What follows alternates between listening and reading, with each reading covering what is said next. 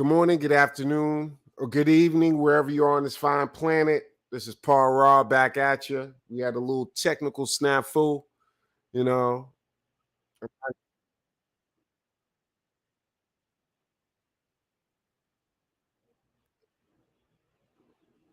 So we're back, and I'm gonna tell you right now. I'm checking my levels.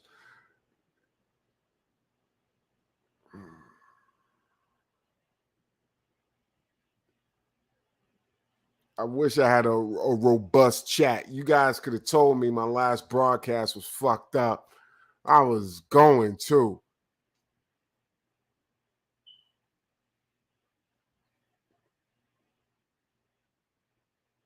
I was talking to my motherfucking self. Shit. But yeah, let's get to it, man. I'm not gonna stay on too long because honestly, it's hot in here. I had to turn off the air conditioner. My sound quality is fucked up a lot of times anyway, and I don't want to have that air conditioner in the background, man. But let's get to it, man. We're gonna start off with the obligatory disclaimer: fair use, fair use, fair use. I'm gonna show some clips, and we're gonna get straight to it because I don't have much time right now. So this broadcast is brought to you by my man Somali against Pan Africanism. He said, "Yo, OG, will you do a video on the end of affirmative action?" Yeah, I will. I will. And I took a break. I lived on the West Coast for a majority of my life, so I've adapted to the East Coast way of life where, once it hits around summer or spring and summer, people just start going out more.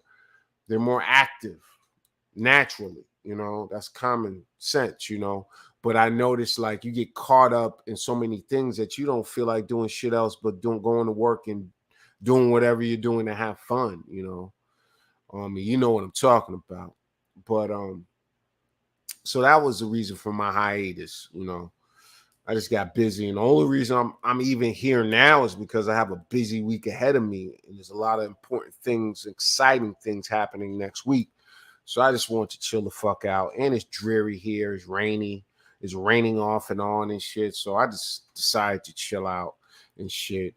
But bottom line is, yeah, man, I'm back.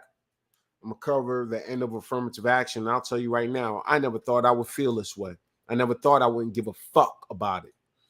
I don't give a fuck about them ending affirmative action, dog. I never thought in a million years I would feel this fucking way. I don't give two fucking shits. And I'm saying this as a person who's pretty much written papers since maybe like I could say junior high or high school. No, high school. I can't say junior high. High school. I've written papers on this topic since I was a fucking kid up until college. We're going to get into that in a second. And I never thought I would feel this way. I don't give two fucks. Okay, let it go. Let it die. You know, I'm going to get into my incident in college where I wrote a paper for this black female professor who was also a lawyer. And she kept on making me rewrite this fucking paper. And as I'm rewriting this fucking paper, I'm like, she keeps on telling me to dig deeper. And I'm like, how the fuck deep do you need me to dig and whatever? And she kept on telling me to rewrite it. And ultimately, I finally got her with the fact that there's affirmative action in India and China, two homogeneous nations. Essentially, they're homogeneous countries. So why would they need affirmative action if everyone's the same color and nationality? So there is a need for affirmative action. There just is no need for this all hands on deck, free for all, for everyone across the globe to come here and benefit from the shit. Anyone who's not a heterosexual white male. That makes no fucking sense because this shit was meant as redress for black American oppression. That's what it was meant for. It wasn't meant for this shit it turned into. And, I always knew it was wrong. I always knew that letting these other people use our resources was wrong. It's just that I expected some decency, some common fucking sense.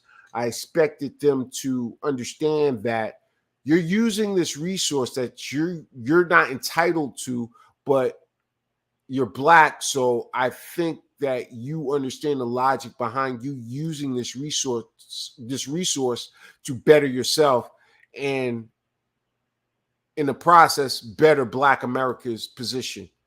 Because at that time when I was growing up, black was black. I was raised in a Pan-Africanist household, so black was black. We thought these people had the common sense to know if there's police brutality against us, there will be police brutality against you. So it's in your best interest to work with us, and we work together. But that hasn't happened. And besides from what Somali against Pan-Africanists, besides his suggestion for me to cover this topic, I was also inspired by a telephone conversation I had with my brother today. He's a diehard Pan-Africanist. This motherfucker is not gonna let it go. And I wasn't even, to get to the Pan-Africanist, not to go too far off topic, but as a sidebar, I took a hiatus because I didn't, I got busy. And then on top of that, I was going to make a video in response to Green Gorilla when I was on his panel the last time, because I didn't like how I just hung up and left it there. We could have had a more, robust dialogue had I stayed on the line. Perhaps, who knows? But I know, I didn't like how I sounded. I could have cleared up some points because he kept on cutting me off. And then after that, he had a show on Pan-Africanism with his military friend who's been in the Middle East for 20 years, but he wants to comment on Pan-Africanism in Black America. It's like, whatever. But what I figured out is, I'm not going to waste my time with that shit. I said, fuck it. Let him have his own thoughts, his own emotions. That's his right. And he is right in the fact that I don't have to listen to his shit. And I don't listen to his shit. I listened to it today just because I'm home and shit. But I don't listen to his shit, so he's right. I don't have to listen to his shit. If I don't like what he says or thinks, he's right. I don't have to listen. And on top of that, he could believe and practice whatever he likes. It's just that a lot of these dudes are like Linus with the damn blanket. They don't want to let go of Pan-Africanism because that's their like comfort zone. That's where they feel safe. But I have to let people be who they are, and so be it. So I just left that shit alone. Not to go too far off track, but that's also another reason I took a hiatus. This internet shit is like some weirdo shit. It's like I'm not used to this type of shit, really. But to get back on topic, so when these people were using our benefits under the guise of Pan-Africanism, really, that's what it was really about. I thought they had the decency to know, like, don't use this shit and misuse it. You can use me, just don't misuse me. They weren't taught anything in their home that's like based on decency. You could just tell they're like childlike, they're selfish, so it's like I can't expect a child to see the big picture, or the bigger picture. I can't expect them to do that. That's asking too much of them. I don't care how educated they are. They act like kids. And I'm going to tell a quick story and then we're going to keep moving. I was on the train last week because I was going to go stop off in the Bronx. So I was on the train to the Bronx, and this is after work. So this is rush hour. And I didn't notice it at first because it was so crowded. But as people started to empty the train at maybe 2 stops, I could move more into the car. And I noticed this black girl had like a luggage taking up a whole fucking row. She was sitting down and the luggage was taking up a whole bench. A piece of luggage she could have easily put under the fucking seat. And I'm saying out loud because I do that shit. I'm like that. I'll mumble out loud to a motherfucker to let him know how I feel. And if he wants to test it, test it. So I'm like, that's rude as fuck. That's rude as fuck. That's rude as fuck. And then eventually people emptied out at another station. I think 125th. And I was able to sit down right across from her. And then suddenly she looks at me. And she's like, "You got a problem?" She gave me she didn't say it, but she gave me the "you got a problem" look. And I was like, I pointed to her because she had her headphones on. And I said to her, "That's super rude." Like I mouthed it to her and I said it out loud just in case she can't hear me and she can read my lips. And she was like, "Whatever, what do you mean? You could have asked me to move it." I was like, "That's not the point. I shouldn't have to ask you to move it. You should have put the fucking luggage on the seat, especially during rush hour. That's super rude. That's a sign of no home training." But as she continues to speak, I picked up on the accent.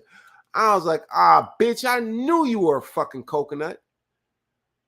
And as we're, going through this exchange, I'm saying this shit. I was like, "That's super rude." And she was like, "You don't know me." I was like, "Yeah, I don't know you. You know what I'm saying? I don't know you. You're right."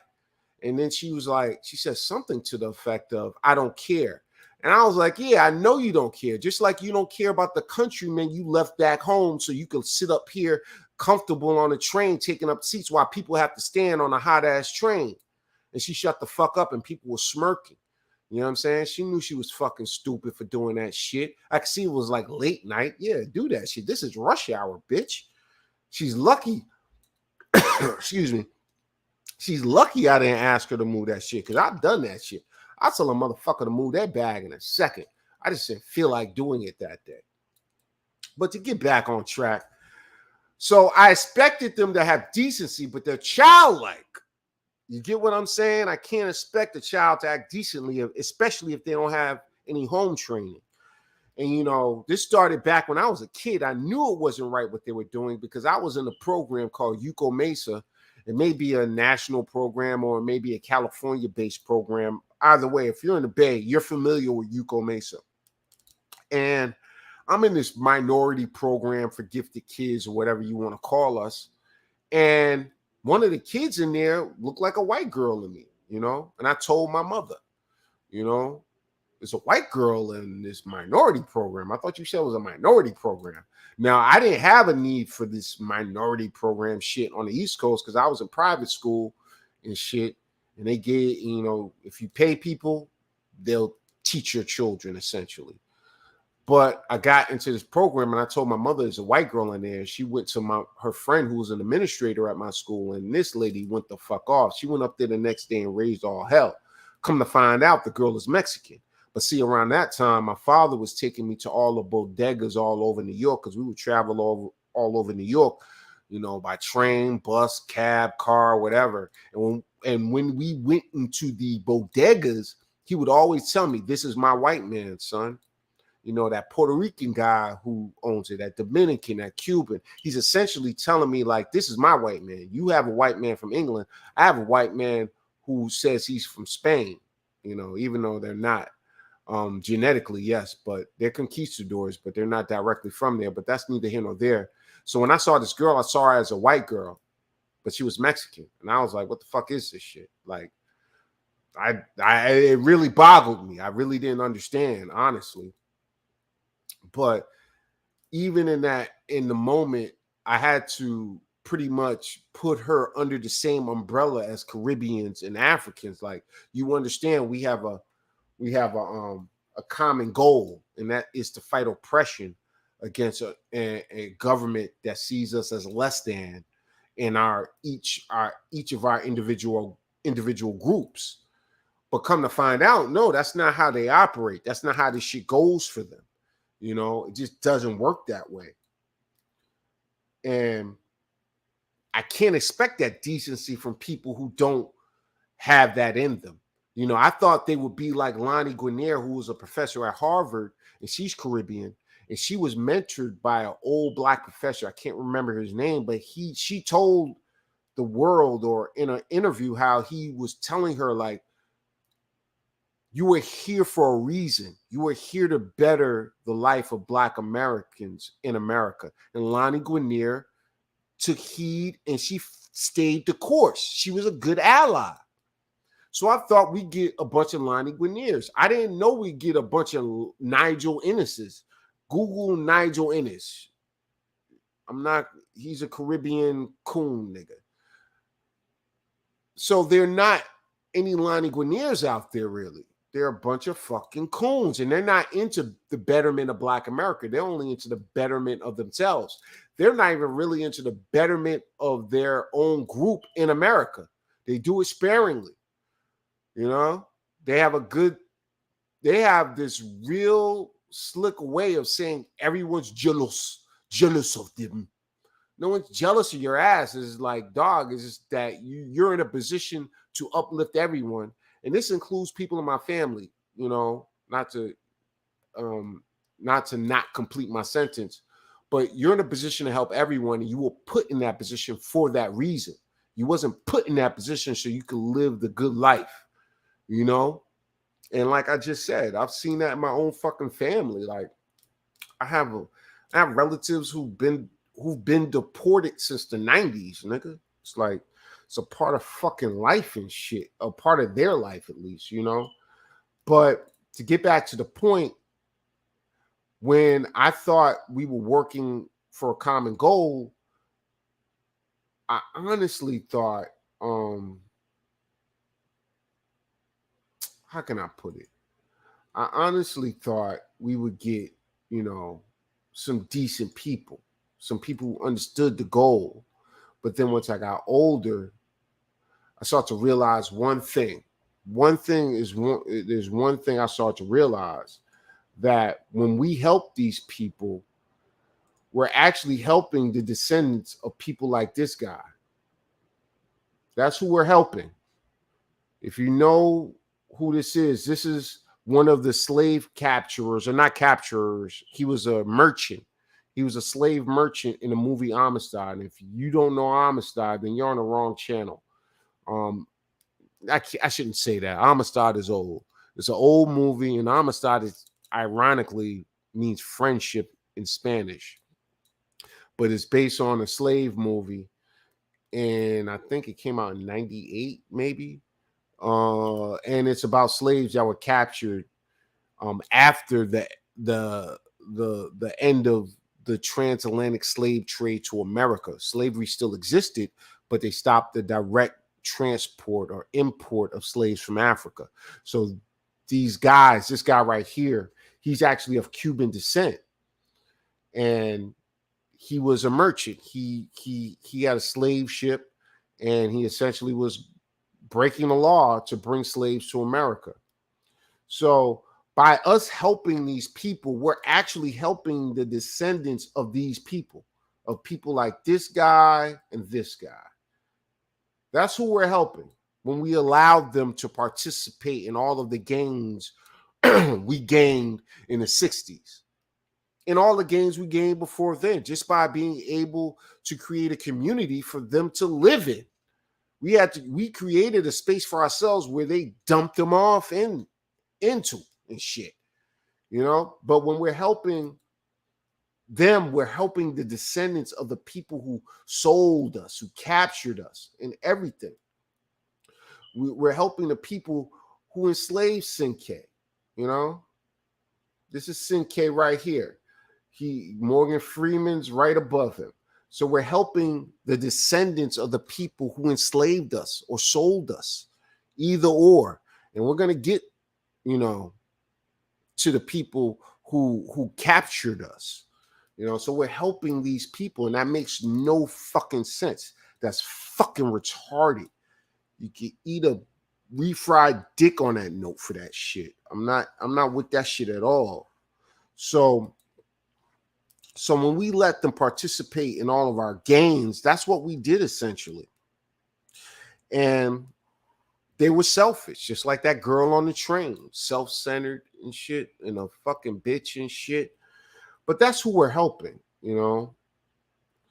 And again, I was raised in a Pan-Africanist household, so I was taught like to show infinite grace, like to have patience with these people. But the patience is done, son. Is either put up or shut up, step up or step off. And they're at this point, they've been here for like 50 years and shit.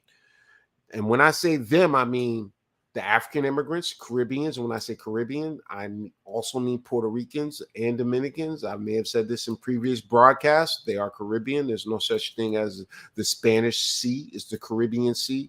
And I expected more from our Spanish brothers in Central America. And, your Mexicans, your Salvadorans, your Hondurans, your Belizeans, whatever, each group. I expected more of them. But that never came to pass. It just never happened. And that it is what it is, as they say. I used to hate that expression, but it's the truth. And hey, I'm looking at the chat. I see my man Somali against Pan-Africanism is in the house. What's up, man? Let me see. Did you see the video of the Nigerian girl? What? Nigerian girl crying about African Americans? No, I didn't see the video. Send the link and I'll review it after I cover my views on the end of affirmative action. And if you can't put the link, put the title and I'll search for it. But to get back on course, let me say what's up to my man again, Somali against Pan-Africanism. But to get back on course, when we help these people, again, we help these guys. This guy right here and this guy. That's who we help. The people who oppressed us. And that's just fucking stupid in my opinion, But I'm going to show you who else we helped, Oh, I already took it down. I thought I still had it up. But yeah. But we help our enslavers by letting them participate in our affirmative action programs and shit. But we also help these people. Hopefully I won't, get a strike or get in trouble while I'm doing this live stream. But we also help these people.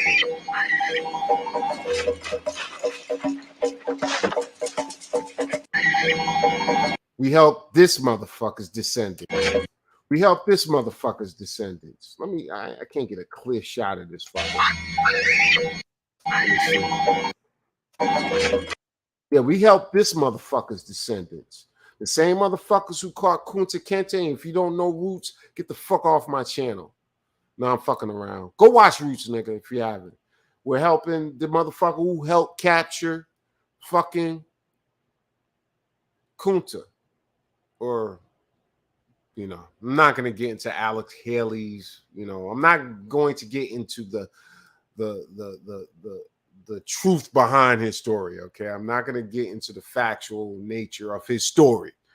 But bottom line is the same motherfuckers who captured us, because even if Alex Haley's story is false, it's true that they captured us. Africans captured other Africans and fucking sold them. Of course, it started out as prisoners of war, people who are in debt, and what else? And people who are in exile. All of the three.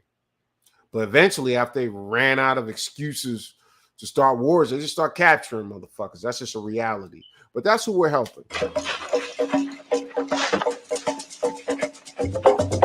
And when I say when we're helping them, we're helping the descendants of those motherfuckers right there on the screen. And what's so...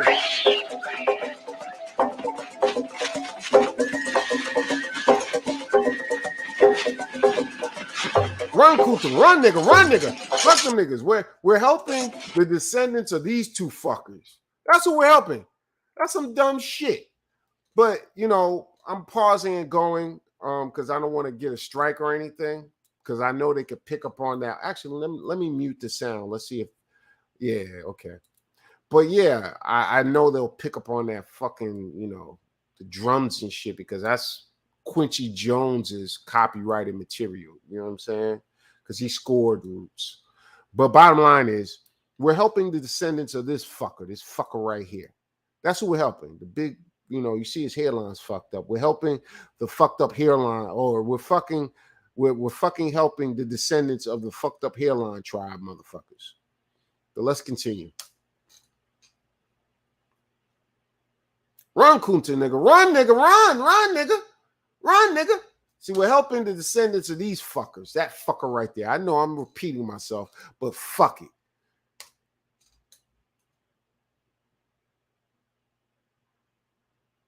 Run, Kunta, run, nigga, run. Oh, you got it, man. You're out of there, man. Run, nigga, run. Oh, shit. This is so ironic. Nigga, I should stop watching this shit. I've seen this shit a million times over, but I'm still rooting for this nigga to get away, even though I know his ass is going to get caught. And what's so fucked up about Roots is, I'm glad I turned off the sound, by the way, so I could just talk. Yeah, man. The fucked up thing about Roots is they tried to, even though they showed the Africans, chasing Kunta, they have the white man there too. Like, they were like the black capturers were captured Kunta at the behest of this motherfucker. You know what I'm saying? Like, he's really the one who captured Kunta. That's not fucking true. The motherfuckers were on the shore, nigga. They were too scared to go inland. You know what I'm saying? And the only reason they got away with this shit is because, Kunta is allegedly from, I think, the Gambia. Let me see if I can find something real quick. Damn, I don't think I got it. Actually, yeah, here we go. See, Alex Haley, or the directors of this TV series, was able to pull this hustle off, like the white man captured us, because Alex Haley's, or Kunta was originally from what is now known as the Gambia.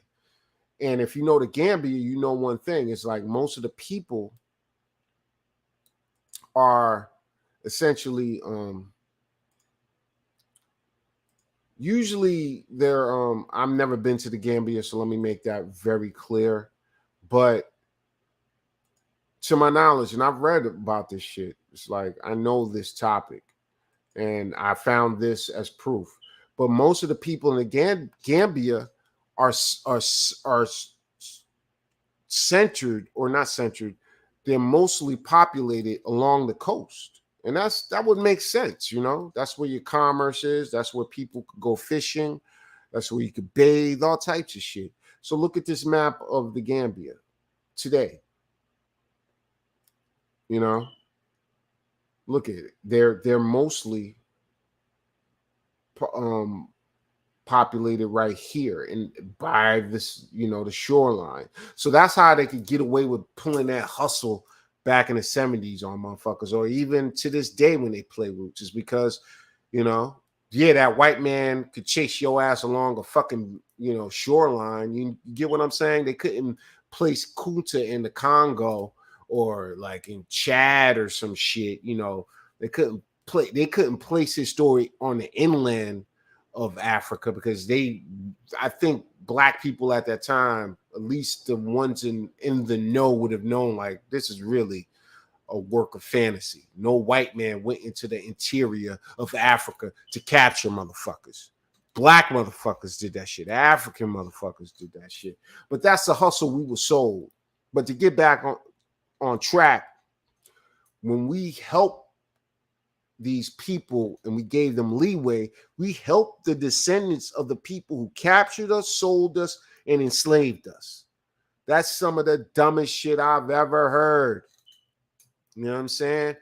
And that's, again, another reason why I'm against ending affirmative action. I'm not going to help the motherfuckers who descend from the motherfuckers who's the reason for the need for affirmative action. I even remember speaking to my brother maybe like 3 or 4 years ago, because, we finally had the conversation, maybe not as longer than that, maybe 5 years ago. And we spoke about ADOS and shit. And, he asked me, like, what solution do you have? I said, hey, end affirmative action for everybody except Black Americans. My brother shut the fuck up, because he knows, like, these people depend on that shit. Seriously, depend on it. I don't give a fuck how many fucking private schools they attend. I don't give a fuck. They could get all the highest grades in the world, okay? They have enough white people, Asians, and Indians scoring higher than you to keep you out of that fucking entering class. They have enough of them to keep you out of the Ivy Leagues, nigga. Okay? So my brother shut the fuck up after I told him that, because he knows what I'm saying would fucking just be really fucking upsetting to these people. You could tell by the atmosphere in New York. You could feel it because nobody's talking about it, but there's that feeling. And I don't know if I said this already, but one of our most ardent detractors, in my opinion, and I may have said this in another broadcast, one of our most, one of our fiercest opponents will be most likely a Caribbean female, because she's fucking benefiting from this shit like a motherfucker. She comes from a place where she gets no benefit for being a woman, and there's a black majority population. She's getting like fucking the luxury red carpet treatment out of the blue. She can't believe this shit. So the bottom line is, I have no problem with them ending affirmative action. And when I spoke to my brother today, I didn't even get a chance to really talk to him about it, because his wife, who's Trinidadian, I was talking to her for most of the conversation. Not most of it, but a lot. I don't know why he put her on the phone. He does that shit. He'll put random motherfuckers on the phone, thick ass accents. I don't know what the fuck. But I talked to her. She's a lovely young lady. If you ever hear this, you're lovely. You're good. You're good with me. But yeah, but we didn't get a chance to discuss the end of affirmative action, But yeah, getting back to my point, I'm already 31 minutes in, man. It's hot in the motherfucker in here. So yeah, to get back to my point, they were able to pull off that root scene, that hustle, because of where Kunta Kinte came from. I don't even know if that's worth reviewing, or going over again. But let's get back on course, man. But yeah, it's stupid as fuck. And then on top of that, when we were able to pretty much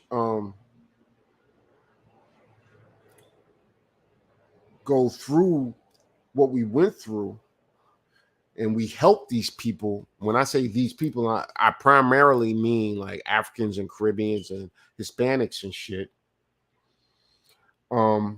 We also had shit like this happen, Give me one moment. Here we go. Let's do this. Let's do this.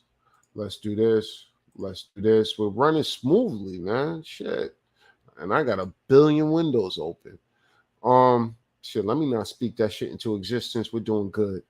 But yeah, by helping them, we gave way to shit like this.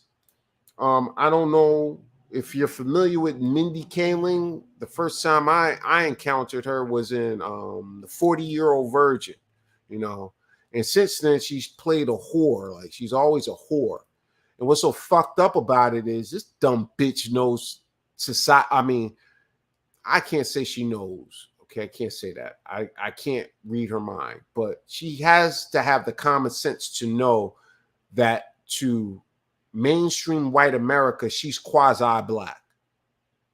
Yes, they know she's Indian, but she's quasi-black to them. She's just black enough to make them feel comfortable with their racism, because they know that she's not going to make any fucking waves. She's not going to cause any problems.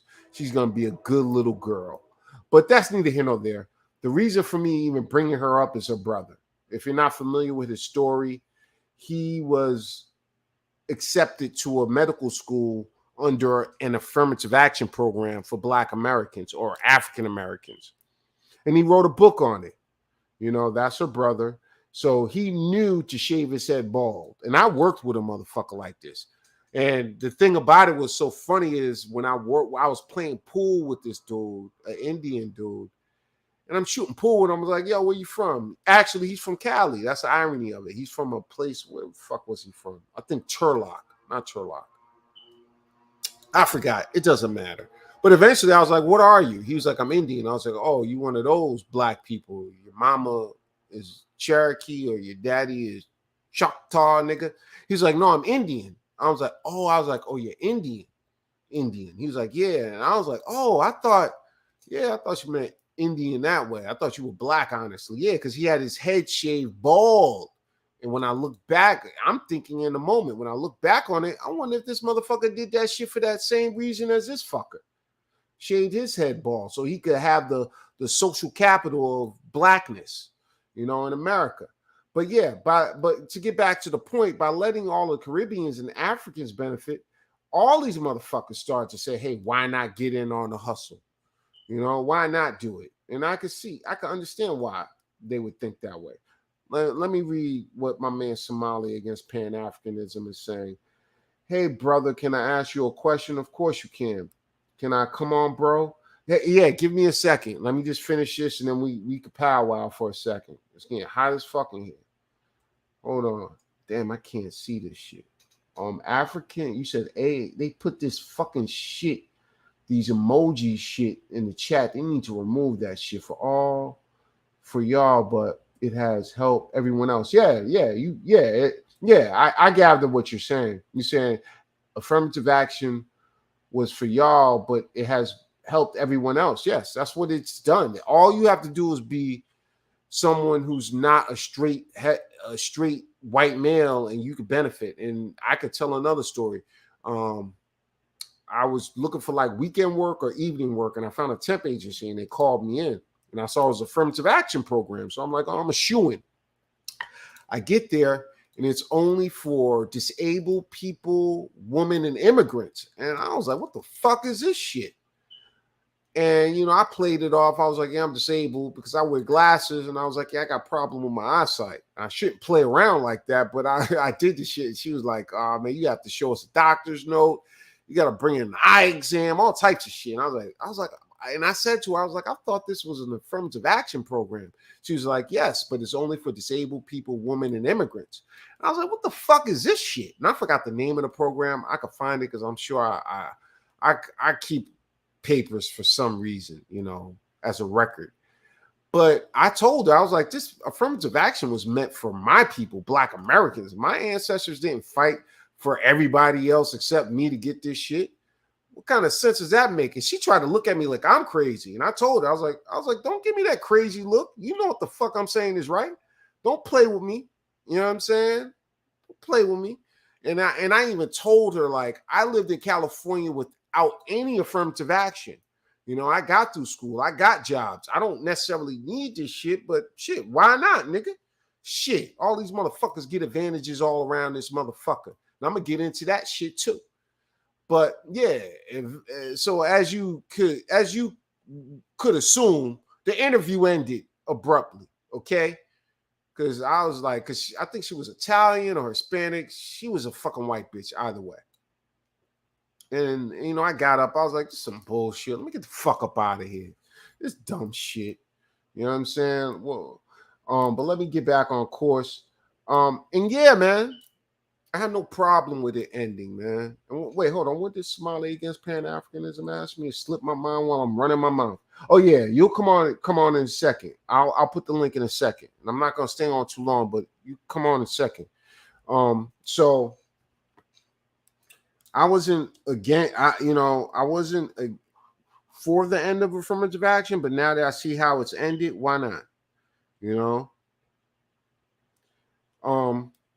And honestly,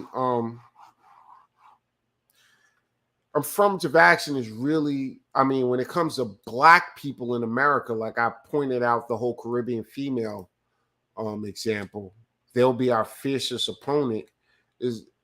And not just them, Black females, period. No matter their ethnicity, they're going to be against us ending affirmative action because they get freebies. They're a twofer when it comes to affirmative action. Like they're able to, companies and schools get to save money because they get to fill their quota with one person. They get a twofer. She's a woman and she's Black. So that means 2 strikes. That means they save money on salaries.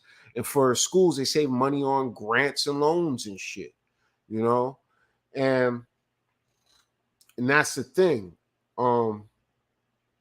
Actually, let me bring up this article before I get into that point. Okay, give me a moment.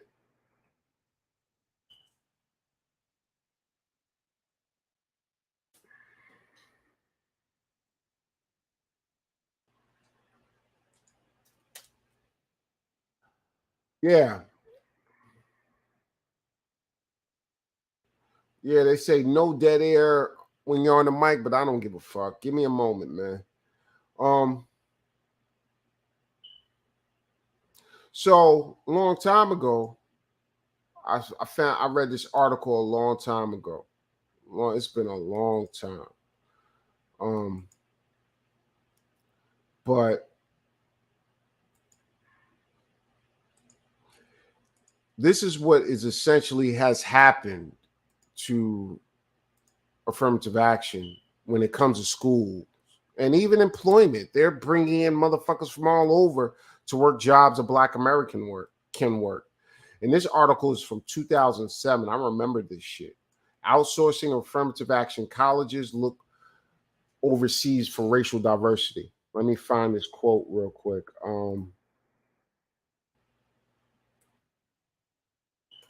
Here we go. Actually, let's go back up one more. Okay, let's read this. This is a study that was conducted back, I think, in 2005, and they released it in 2007. The study that says the nation's elite colleges are bolstering their diversity quotas with Black immigrants from Africa, Latin America, and the Caribbean, many of whom are wealthier, better educated, and easier to get along with than their American-born counterparts. And that's the real reason. I don't believe that better educated shit. That's bullshit. That's bullshit on top of bullshit. Because if you really engage a continental African or a recent arrival from Africa, they'll tell you about their school system. Their school system is based on averages and shit a lot of times. Where our school system is based on pass or fail. There's no averages. It's fucking pass or fail, motherfucker. Pass or fail. So when their parents come over here with their degrees and shit from Africa, that's a system they grew up under. It's easier, okay? And when their kids get here, a lot of them don't, excel in school. Let's be real about it. And the only reason they excel is because of this reason. These are the main reasons, because their parents are wealthier and they're easier to get along with. That means they will let you call them nigger or coon or whatever you want to call them, maybe even spear chucker. They'll let you call them that because they have an end goal in mind, and that is to leech and flee back home. Okay, for them, their ultimate dream is to get a pension from a corporation or government institution or agency and retire back home. And I can't knock them. If you're getting like say someone makes what 150 a year, that means your pension is going to be 60,000 a year. That's a lot of money where they're from. They could live like a fucking king on God's green earth and shit. But to get back to the better educated part, no, it's not because they're better educated. They're really not. That's bullshit to me. But this is an old article. I suggest you go read it. It's been making its rounds again. Someone posted it, I think, on Twitter. But yeah, man, we're gonna get back on track though. Hold on one second. So let's get back to the whole double dipping with Black woman. A long time ago, um, a long time ago, well, before Black women had that advantage,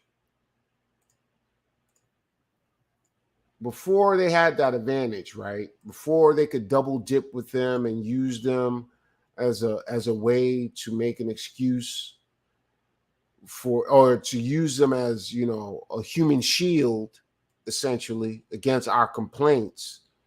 You know, all of these black women weren't going to college. All of these black women weren't gainfully employed. Okay, let's be real about this shit. And this is not a slight to black women, but this is what they had to suffer through back in the days. People, I ain't got nothing against you people. I ain't got nothing against any people. That's what I think we need is more love in the world.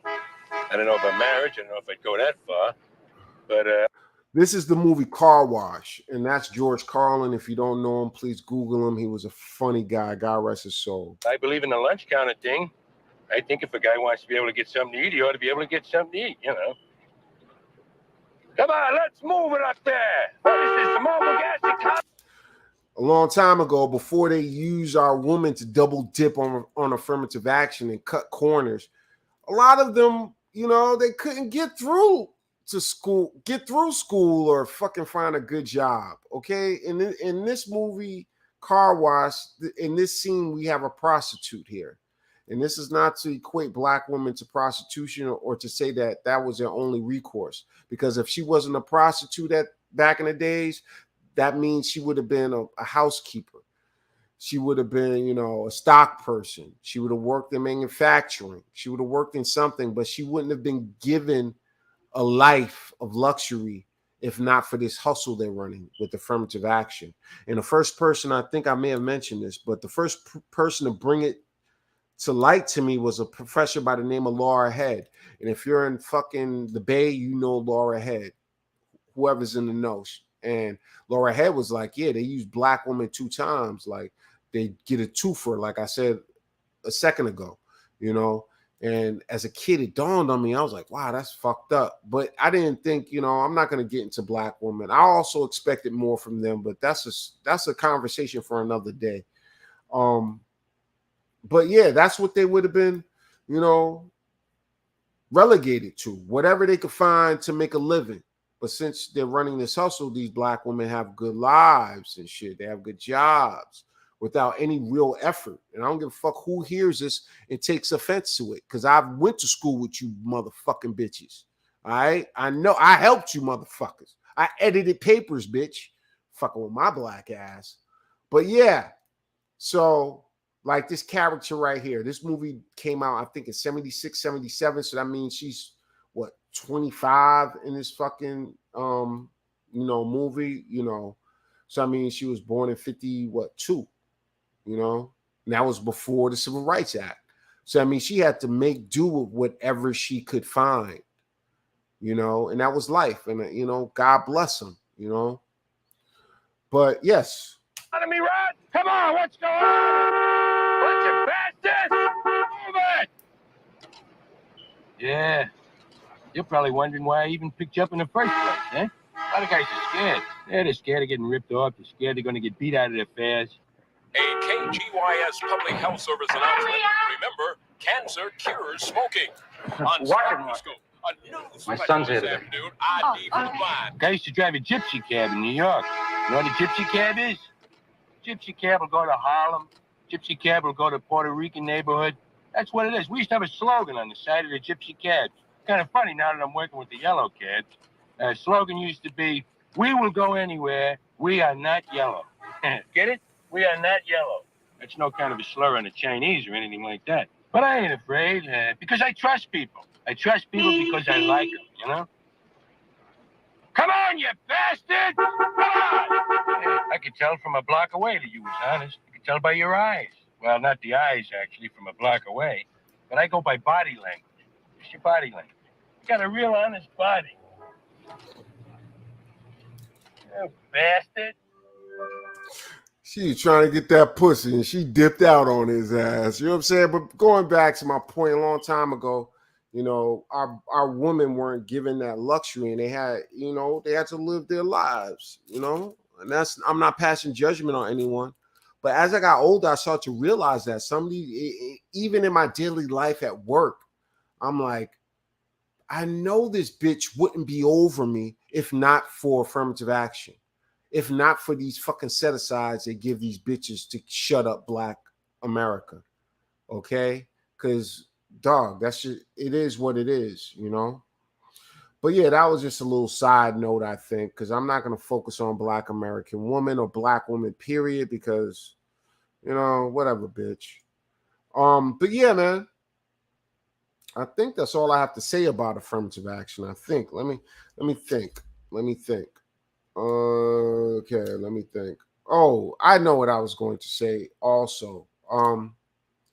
When they created affirmative action, it was never meant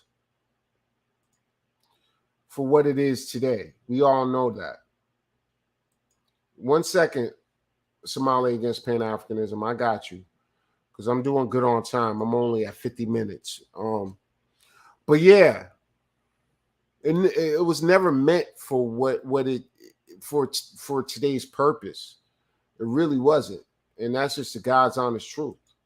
You know, it wasn't meant for that. It wasn't meant to be a free for all for everybody and shit, you know. And you know, I forgot to mention a few other things. Hold on 1 second. You know, I have a few other points. Yeah, I forgot all about this shit. I got all caught up in Kunta Kinte. So Somali against Pan-Africanism. Hold tight. I got you, homie. I got you. But yeah, so another point I want to get to is these programs weren't meant for them, but let's backtrack, or not backtrack. Let me enter into another idea or thought. So I grew up on a show called Stretchin' Bobito. It's in New York. It was a hip hop radio station. If you're familiar with New York hip hop, you're familiar with Stretchin' Bobito. And if you're not, let me give you a visual. One moment. So yeah, man. And I'm going to make this point so I could to even further my point. Furthermore, besides us helping the descendants of our capturers and oppressors, we have people like Bobito. I love Bobito. If he ever happens to hear this, I know that may sound like I'm narcissistic because I'm just a dumb nigga from Brownsville. He most likely may never hear this, but just in case, got nothing but love for you. But this is some real shit. So he's Spanish, and he introduced the world to a lot of like legendary MCs. So I give him his respect. Give him his respect due. He had a show called The Stretchin' Bobito Show. If I haven't already mentioned it, it was on like one of those like off-brand stations. You have to like get the dial just right to get that shit, And if you're too far out, if you're somewhere, too deep in the crevices of the hood, you can't get that shit. And Bobito was a welcome guest in hip hop, okay? And at that time, it was Pan-Africanism all day. Puerto Ricans are good for fucking saying I forgot the expression in Spanish, but they pretty much ask, what color is your grandmother if you discriminate against a black person? I forgot how the expression goes in Spanish, but they're good for doing that shit. But honestly, man, those days need to be done. They're done. They're done, son. Because like I said, I expected them to have decency. But that's not what happened ultimately. That's not what happened as time progressed. Shit like this started to happen.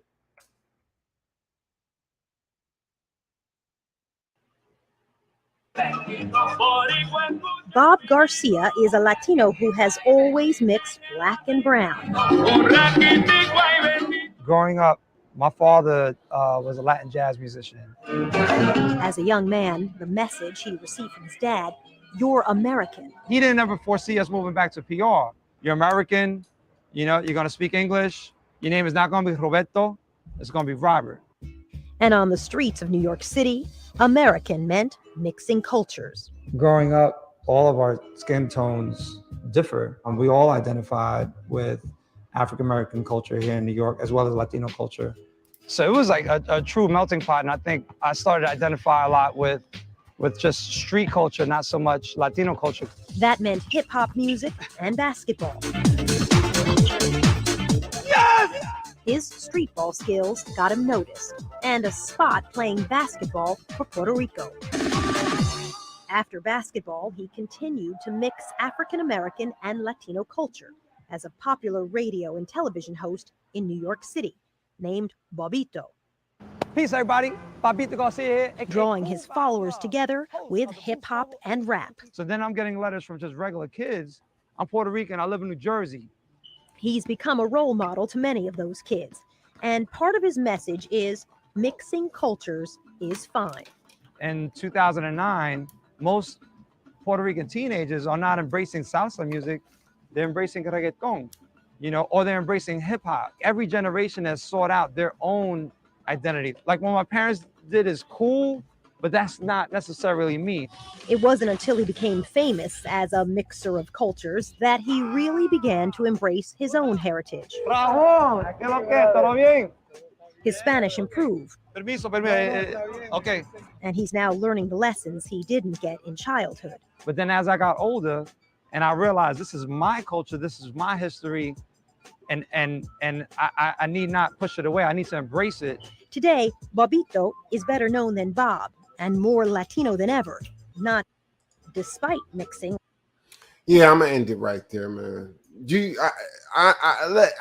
Hopefully you get the point of me even backtracking to this. So nothing but love and respect for Bobito. So he participated in Black American culture, but ultimately when he reached his adult age, he went back to his culture. And that's what they've all done in my experience. Not all, let me not say all. Most non-Black Americans enjoyed our culture as children, but then when they became adults, they went back to their culture. So not only are we assisting the descendants of the people who oppressed us, but once we assist them, they take the resources they've extracted from us and bring it back to their community, not, to our community, to their community. That's essentially what he did. Again, I got nothing but love and respect for Bobito, but the truth is the truth. That's what happened. And it's not just them. I experienced this with Middle Easterns, Indians, other Hispanics, Africans. I can even remember, and this is out west really, when I started to experience this shit, because this shit is from 2009.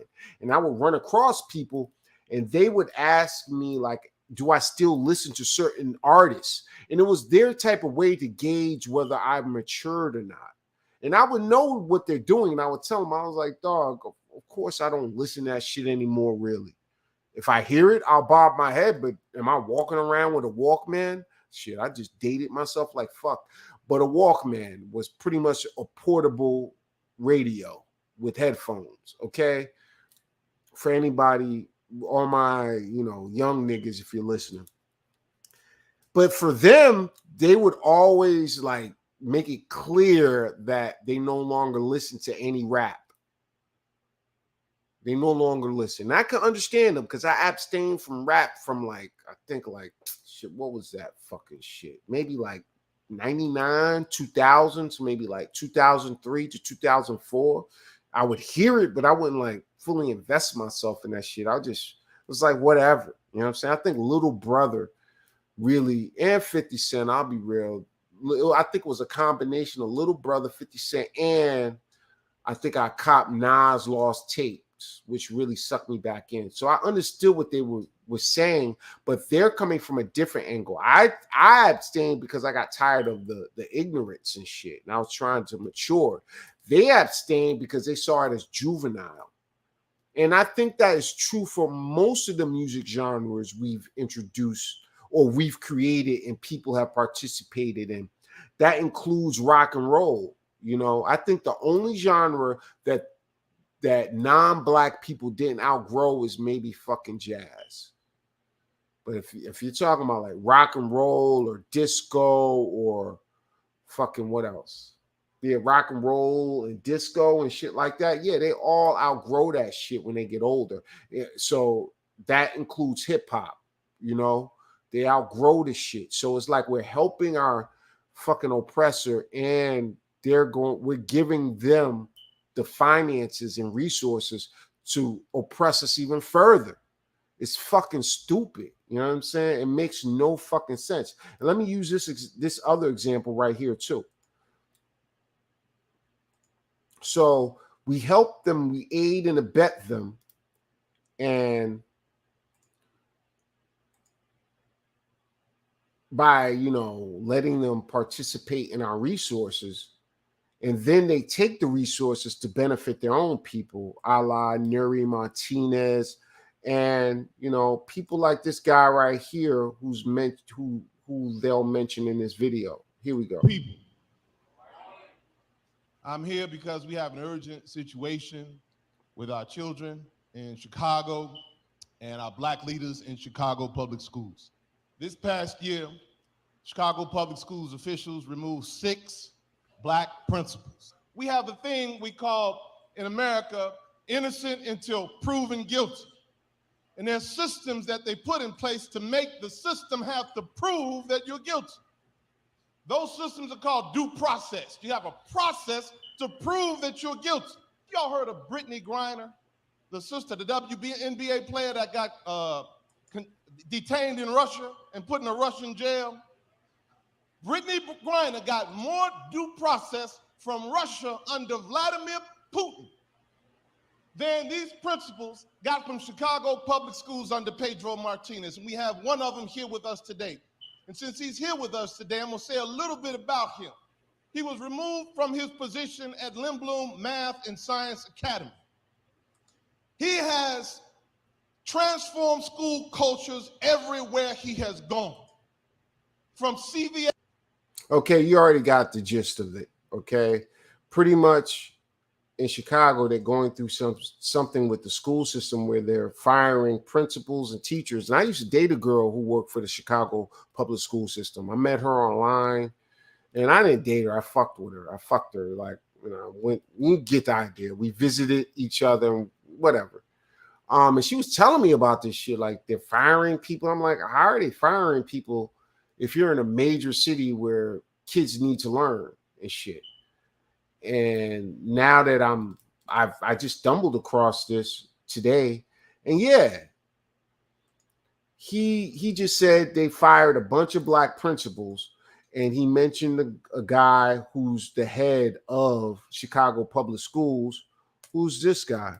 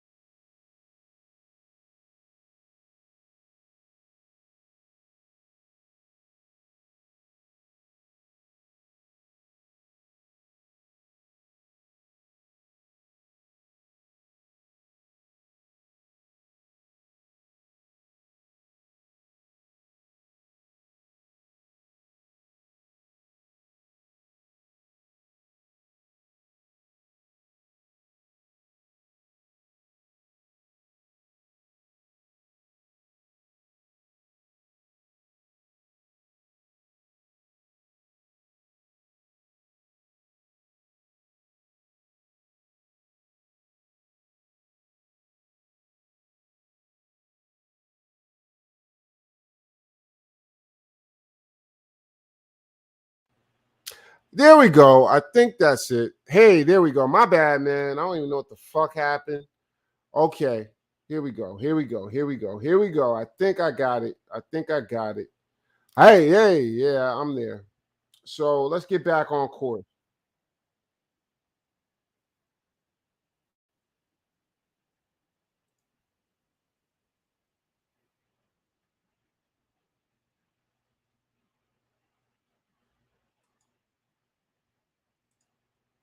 All right.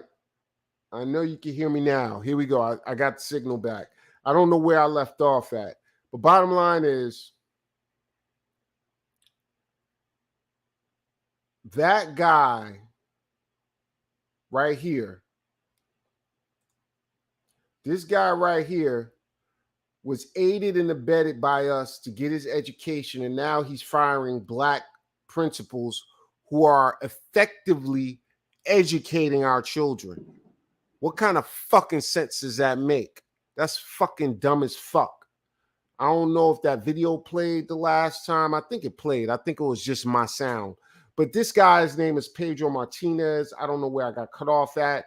But to get back to reiterate what I said, I used to fuck with a girl in Chicago, and she worked for the Chicago Public School District.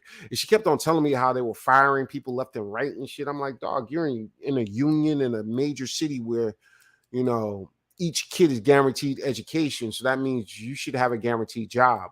But come to find out, yeah, motherfuckers like this motherfucker is going around cutting jobs and shit on motherfuckers because they don't want niggas to have a good living, because those are good jobs. You get paid like $180 a year doing some dumb shit like a fucking gym teacher and shit. You know what I'm saying? Not a gym teacher, but a science teacher. Gym teacher most likely get like 80 or 90, and that's good as fuck for fucking teaching kids how to do a sport which they will never practice professionally.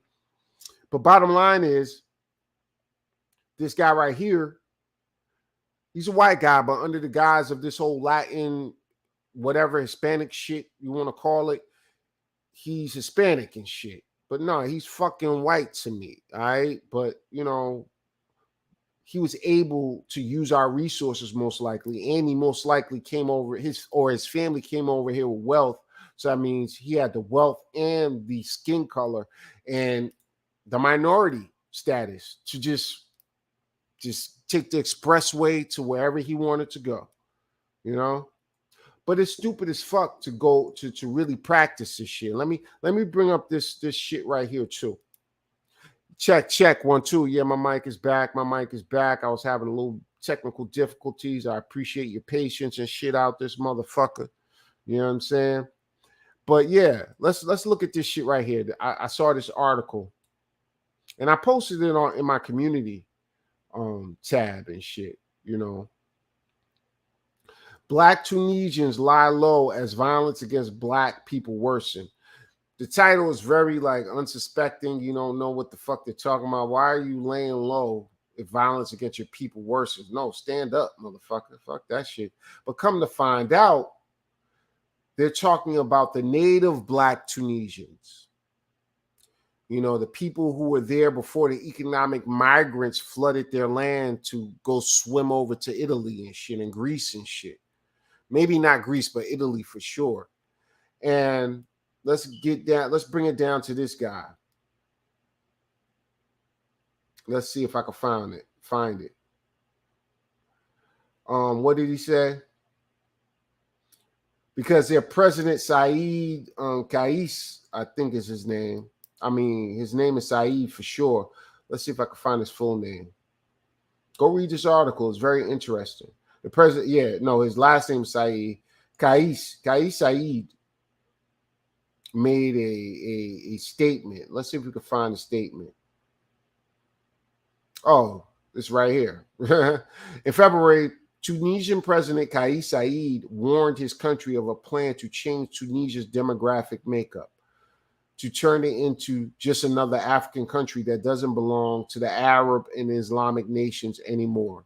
You know, and they're pretty much saying there's too many niggas coming here trying to swim over to Italy, and many of them are just staying.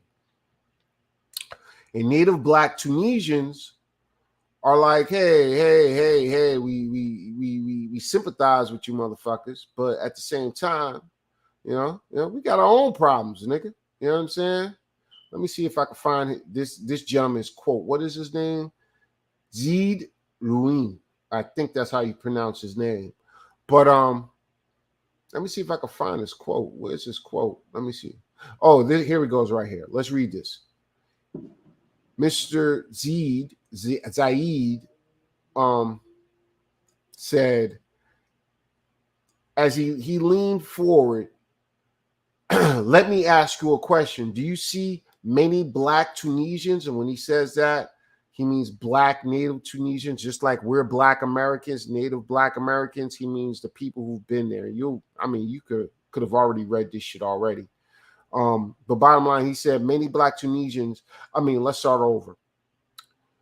Let me ask you a question. Do you see many black Tunisians at events defending migrants? No, they stay away from those events.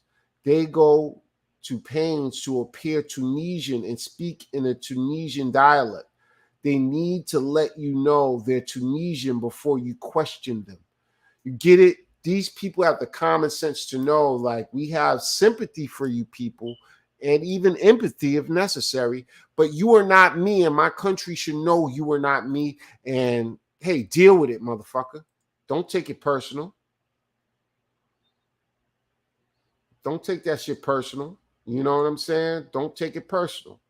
You know? And what's so funny is you got this guy right here. You know, he looks like, you know, a brother who may be from the South with a little bit of Indian in his family. You know, he wants to separate himself, right? No problem with that. No problem, right? But let's look at this president, dog. Let's look at this president of Tunisia.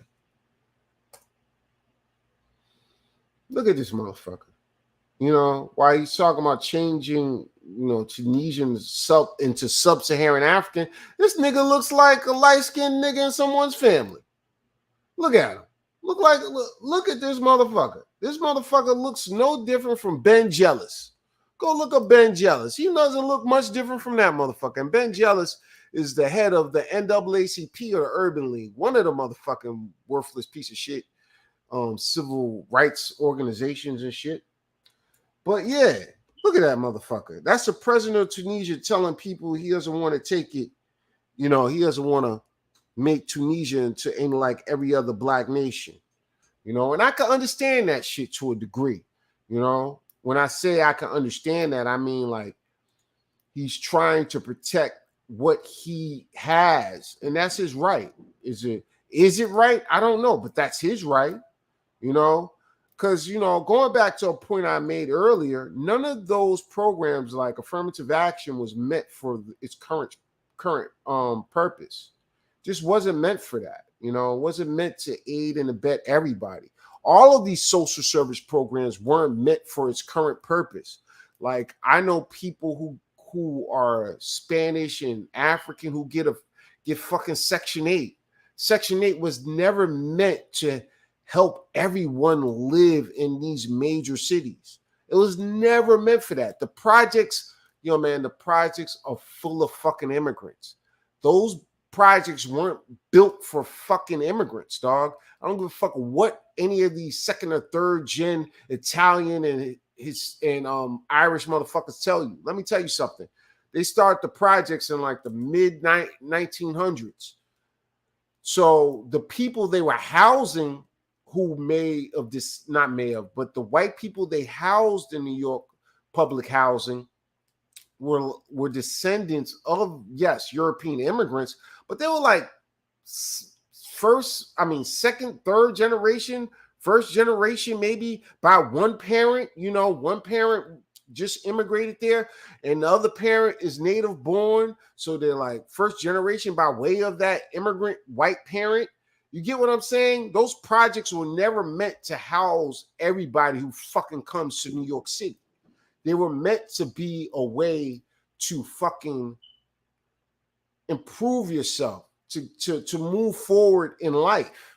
You know, they were never meant for the purpose they serve today, and social services, period. SNAP was never meant to feed everybody on God's green earth. And when I say I go to the grocery store here in New York and I see them swipe their cards, I'm like, what the fuck is this shit? Maybe I need to get some of that shit. I know I probably don't qualify, but if I can get it, why not? These motherfuckers are doing it all day, every day, and they don't deserve it, or they don't even have a right to it. So why not? But to get back on course, they all these programs weren't meant for their current purpose. They just weren't meant for that. They weren't meant for you to freeload or to have freeloaders from all over the world converge on these major cities like New York, San Francisco, fucking LA, fucking Chicago. They weren't meant for that. It's unsustainable beyond anyone's imagination, but they're still coming here expecting these freebies and shit. And that's one lie that always used to piss me off. Like they all say, oh, we don't use welfare, we don't use this. I'm like, you're fucking lying, because my fucking relative do that shit. So you're saying you're different from my relative? No, you're the fucking same. Dog, you do the same shit. I got a cousin right now that's talking about I want more kids and shit. He wants more kids because he knows that means more money. And he gets more, and like, you know, and for Section 8 or public housing, they go by like family size when it comes to where you can live. So that means if he has more kids, that means he gets a bigger place. You get what I'm saying? So it's like none of these programs were meant for their current purpose. You can't continue to do this shit. And in fact, at least for housing, what they're going to do in New York, what I predict is they're going to turn a lot of these projects into Section 8, and then you can't pass down a Section 8 voucher, to my knowledge, but you can pass down a project apartment. So they're going to turn a lot of these projects into Section 8 developments. And then once that person dies, who's on the voucher, those people could move out and somebody else can come in. So it's like, yo, dog, all this shit wasn't meant for the purpose they're using it for. Affirmative action, social services, all that shit, you know? And for, you know, I know somebody, an immigrant who's listening to this could say, what about the Black Americans who've been in the projects on Section 8 for years? To that, I say, hey, I don't agree with it, but at the same time, I understand that shit. If America wants to open up our real estate to everybody across the globe who can afford it, who use our real estate pretty much as safe deposit boxes, that's what they use our real estate for. If you drive around LA, San Francisco, I know, not New York, I can't really say this for, maybe, but I haven't really seen it. I mean, I don't pay attention in New York, really, probably. But in LA, it's very fucking obvious. You drive around downtown LA, you see lights off in all of these fucking developments. You drive around fucking the Bay in like San Francisco or Oakland, you see lights off in all these new developments. It's because no one can afford to live there, nigga. But people who buy those places know that American real estate will appreciate no matter what. So they use it as an investment. So for people who've become generational public housing residents or Section 8 residents, they're fucking just trying to survive because our country wants to fucking open up our real estate market to anybody. You know, and they use it as an investment. They're not using it to live. And this is not just, you know, relegated to America. This goes for European nations like Germany. Germany actually had to implement a law that guarantees citizens first right to strike for a house. Like in Germany, to my knowledge, I haven't read up on it as of late, and I think they're doing it in India too. If you have a foreign home buyer, it doesn't matter how much money they put up. The German citizen will have the right to that home before the person from overseas and shit.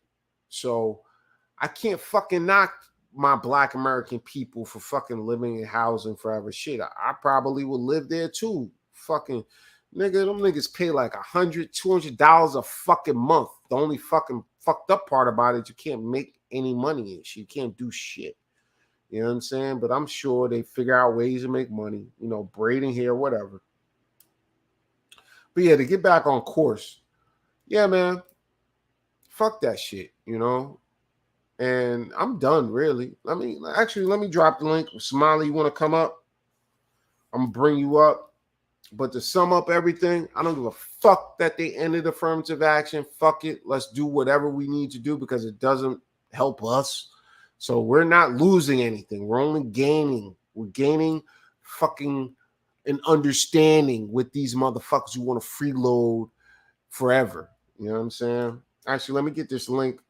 And Somali, can you make sure your reception is good? You know what I'm saying?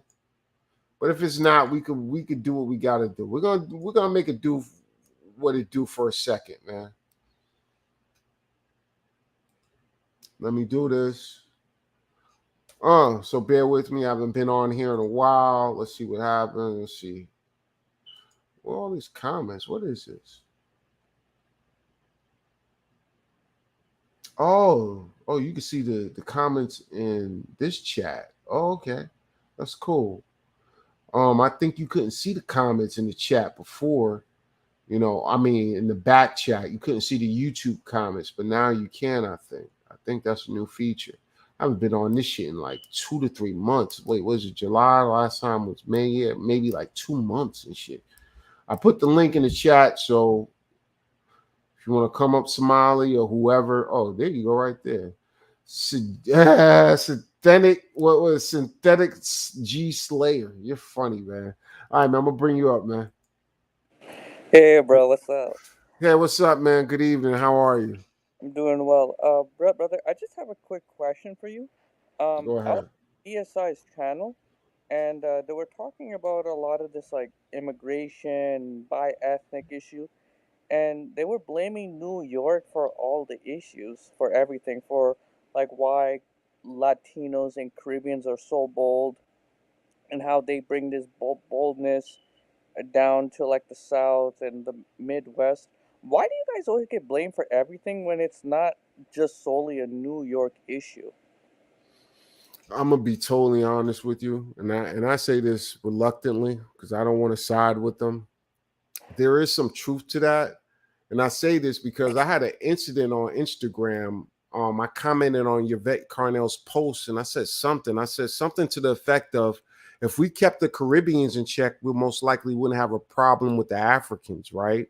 Mm, And this guy responded like months later. Like this shit, it was so oddballish. It makes me feel like Yvette may have like said, let's see, comment, send that nigga. Whatever. I don't want to sound too suspicious or accusatory. But bottom line, he said the Caribbean guy was like, what do you mean about keep the Caribbeans in check? I said what I said. You know what I mean, motherfucker. And yeah, there was a point, like I said in the broadcast earlier, I spoke to my brother this morning before I went to the gym. And yeah, man, I told my brother, I came back to New York and you motherfuckers are cowards, dog. And I said the Northeast. I just didn't focus on New York because it's really in the Northeast. I was like, you motherfuckers are cowards, cuz. You niggas are fucking cowards. So I don't want to blame New York necessarily, but there is some truth. Like they got too familiar and too comfortable. And now they think they could do that shit anywhere. And I'm going to tell another story. So, like I don't want to agree with them because I know BSIA's little agenda or whatever. I know how mouthy Megan feels about this shit. But there is some truth to it because I was in Virginia, right? And I got stranded in Virginia. And but I got a taxi driver to drive me to the bus station and shit. right. And I'm in and I had a couple of sips too. It was a long story, but I had a few sips, and I'm engaging the taxi driver who I was able to get to take me to the bus station. I'm like, wow, man, I think he was Middle Eastern or something. I think it was Indo-Caribbean.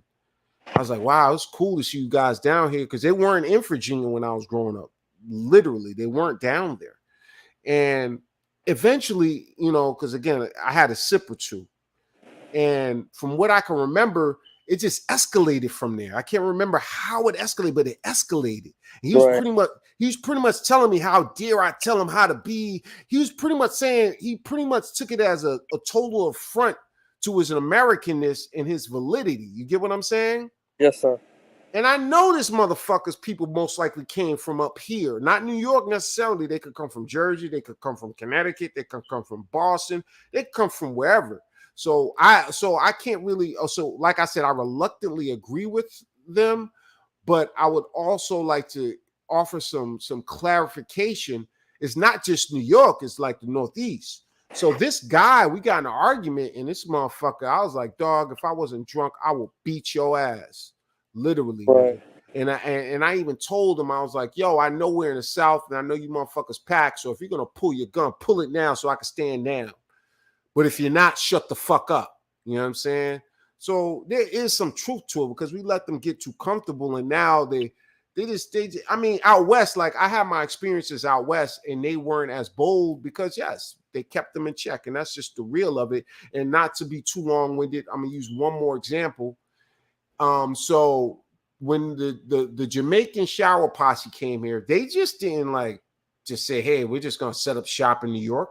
No, they went all over the fucking country, all over this, at least in the major cities. I can't They say were in like Dallas. what's that? The shower posse was in Dallas as well. Yeah, they went all over. So they went to California, right? And they tried to take over the weed trade in Oakland. And what happened was them motherfuckers in Oakland weren't playing that shit. It kicked them motherfuckers out. And the irony of it is I don't know if like this girl I dated was directly linked to the Jamaicans who came there to take over the weed trade, but she was Jamaican, half Black American. You get what I'm saying? Yes, sir.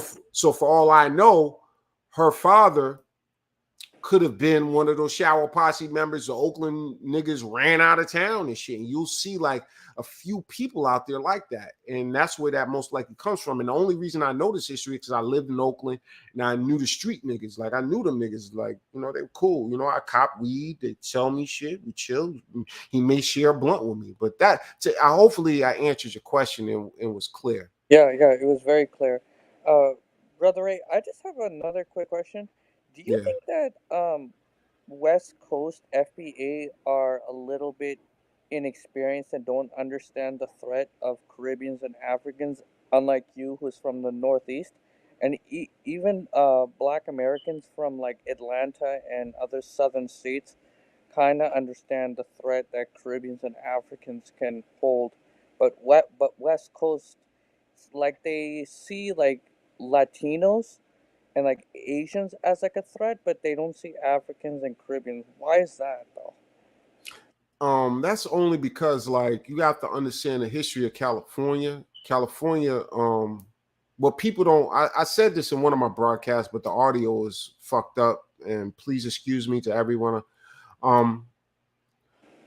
When they took over with like the gold rush that occurred in California, that wasn't by like poor white people striking, you know, gold in California. Those gold diggers or miners, excuse me, the gold miners were fucking owners of major plantations. They were corporations. Just like today, if you have a gold mine somewhere, me or you won't be able to go over there necessarily and just dig up gold. No, a corporation will buy the land rights and they'll dig. You get what I'm saying? So Yes, the same is true for California. So there were slaves. They brought slaves here to dig the fucking gold. You know what I'm saying? Some of them stayed. You get what I'm saying? Some of them intermingled with the native black tribes there, because there's a black tribe there called Ohlone and another one. I can't remember the other one. But the bottom line, let me speed this up because I don't want to sound like a know-it-all historian. So to speed it up, that's the background. So you have black people who went there, stayed there, and then you have black people who came up there and sprint in little sprinkles or little spikes. But then, of course, during the Great Migration, they came there. And, you know, it was just about blackness, surviving. You know what I'm saying? They're dealing with a hostile environment. You know, it's called the Wild Wild West for a reason. And then you fast forward to the Black Panther Party. The Black Panther Party was a Pan-Africanist movement. So they are very deeply entrenched in Pan-Africanism out there. People don't really, you know, talk about it, but yeah, they're deeply entrenched on like a surface level where everybody just sees it as black people against everybody because they're so outnumbered out there. That's another thing. They're so outnumbered in California that they're more receptive to anybody, if that makes any sense. But they don't know the threat because they never experienced it. And when I like that story I told you 2 seconds ago about the shower posse trying to take over Oakland's weed trade. Yeah. I only know about that shit because I hung out with these niggas who most likely fucking fought back. You get what I'm saying? But if you're talking about like the average Californian, they don't know that. Even the average person in Oakland most likely doesn't know that history. You know what I'm saying? Go ahead. Sorry. Oh no, I just wanted to add. How do you feel about this back to the South strategy? Do you think that that can work, or do you think that it could only work if the border is closed? Because these like Hispanics and other immigrants, they're just flooding your like strongholds.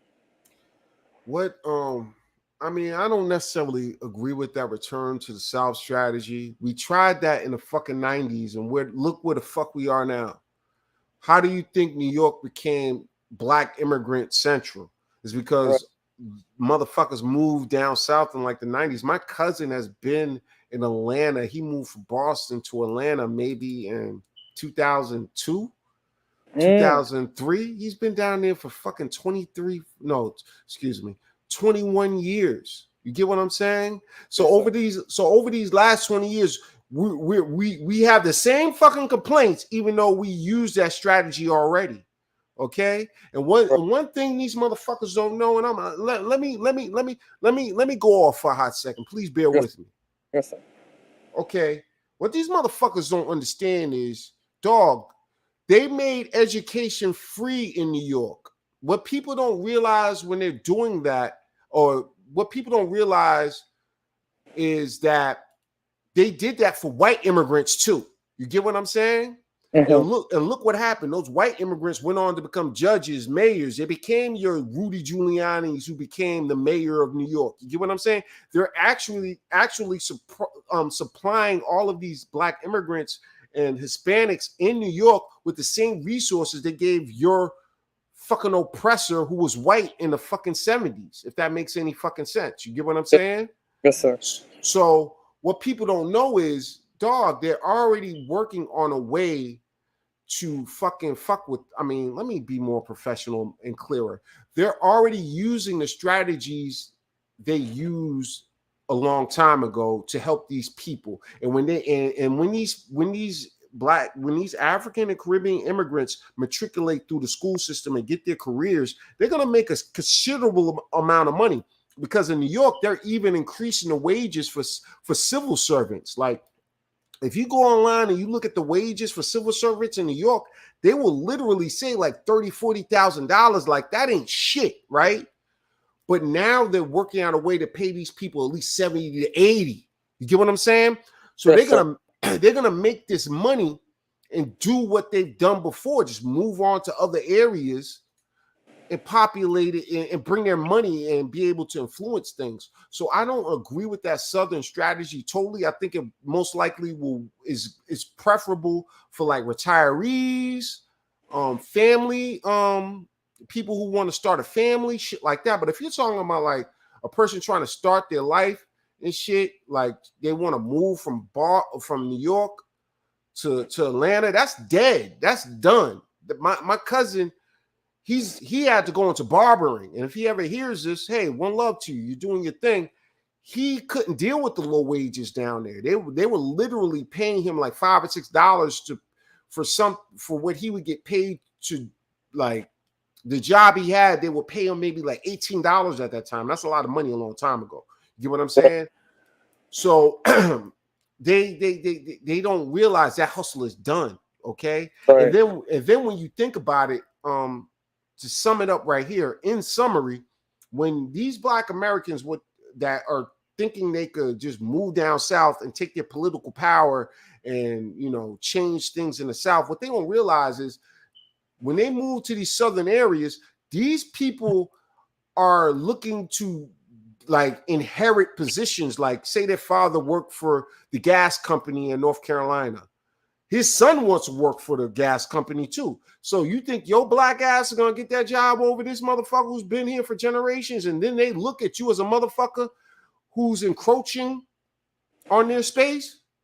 Do you think that UNC or the University of Virginia doesn't know that this motherfucker's father works for, who's an administrator for the city of Richmond or the city of Charlottesville, who's black, who's been there for generations, you think they're going to let your child into the University of Virginia over that black kid? So you also got to look at that angle. I don't really believe that strategy works. I think a last point, they're building a new Black American theater on 125th Street right now. It's not done. It looks big as fuck. Like they got the shell, it takes maybe like 3 or 4 years to build the building from what I've seen, right? So they're building this theater in Harlem on 125th Street. And it is in my belief that they're building this building not only to reintroduce the theater to the local community, but also to give these immigrants who are heavily like they're centralized in that area, like along 125th and like 125th and below, like to 116th or 110th. You have a lot of African immigrants, right? What I believe they're doing is they're going to give these people a reason or justification to feel entitled to our lineage, if that makes any sense. You get what I'm saying? Just like they did with hip hop and what they're doing right now. Saying like they created hip hop as a way to say, oh, we have contributed. We have earned our right to be a part of this thing you call Black American culture. Do you know what I want to say about you Go Black ahead. New Yorkers? Is What? that you guys are definitely pushing back because a lot of this like Caribbeans and Latinos created hip hop. Most of these like spaces that are like countering this claim is mostly coming from Black American New Yorkers because Oh, really? you guys should definitely be given more like respect because you guys are pushing back.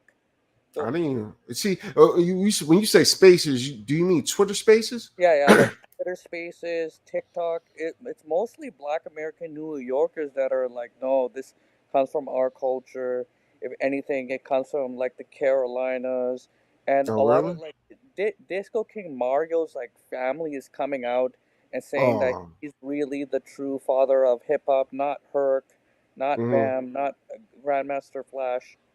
So Yeah, I saw that video of King Disco Mario's family. I was like, good job. Because a lot of times, a lot of these guys from the old school, they coward, they get scared. Like, look at Grandmaster Caz. He got a whole new set of teeth. You know what I'm what? saying? Just by Yeah, shutting up and changing his story. He got a whole new set of teeth. He looks better. You know what I'm saying? So it's good to hear that Black American New Yorkers are standing up because I don't go into Twitter Spaces really. okay. I don't fuck with Clubhouse. I don't fuck with any of that shit. I probably need to try out Twitter Spaces one more time because sometimes it's Yeah, cool, cause but you get yeah. lost in it.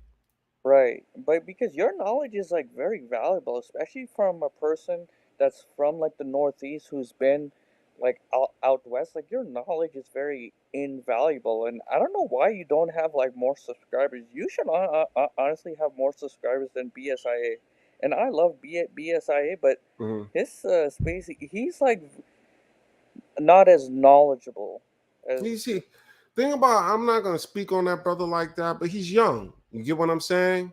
yeah, And based on what he's told me, I don't know what to believe online. He comes from a pretty, stable background. You get what I'm saying? yeah, So, and I have people like that in my family, and the people in my family from that background, these motherfuckers are damn near 50 and they still act like fucking kids and shit. If that makes any sense, you get what I'm yes, saying? It's like they act like fucking kids, literally. And I'm not saying that about BSIA, but I do see that in a lot of Black Americans who come from affluent backgrounds. Sometimes they're just hard headed and shit. And thing about BSIA, he gets more views, or a lot of these people, is because it's really like they're arguing and bickering, and that draws more people in. right, I know I don't get a lot of views. I don't give a fuck about that shit, really. You get what I'm saying? I'm just sharing my thoughts. And if it yes. happened, what's that? Oh no, definitely, definitely.